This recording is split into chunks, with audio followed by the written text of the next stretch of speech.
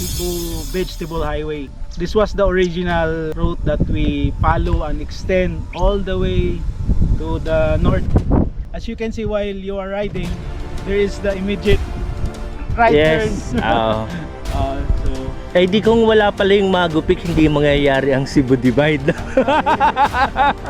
Grabe. as you can imagine in Magupik, literally the roads end at the foot of Magu. First time din namin, no, kumbaga, gusto ko lang malaman kailan nag-start. Sino ang may kagagawan o sinong pasimuno? Dali lang yan, yung tanong na yan. Ayan, Ganito lang yan. Inspired by? Pala yung mga taga Pack Gear Outdoors. Gumagawa kami ng bags, bike packing bags. Eh, syempre, bahagi ng paggagawa mo ng produkto, gagawa ka rin ng playground.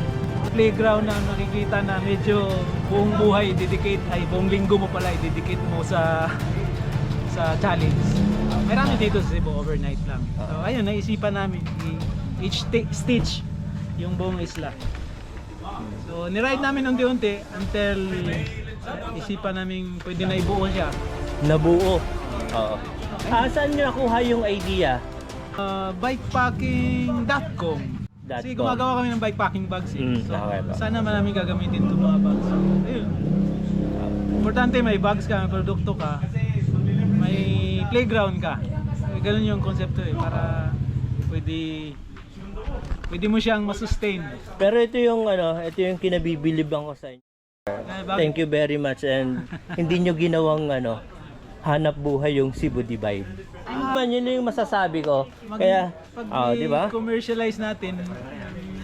Kumbaga sumasali dito yung mga passion nila talagang. Passion, magiging kaibigan mo. Hindi ko na makakilala to sila, pero through times, magiging kaibigan ko na sila. Yes. Pang ilang event nyo na? Pang 7? Oh, biruin mo kayong 7 na naramdaman na ko lang last year o sabi ko makasali nga kasi by experience kasi yung lugar. Ito first time namin naniningil lang medyo mataas ngayon para ma-sustain lang yung expenses, yung everything naman yung sinisingil namin is tinatapon din namin sa expenses.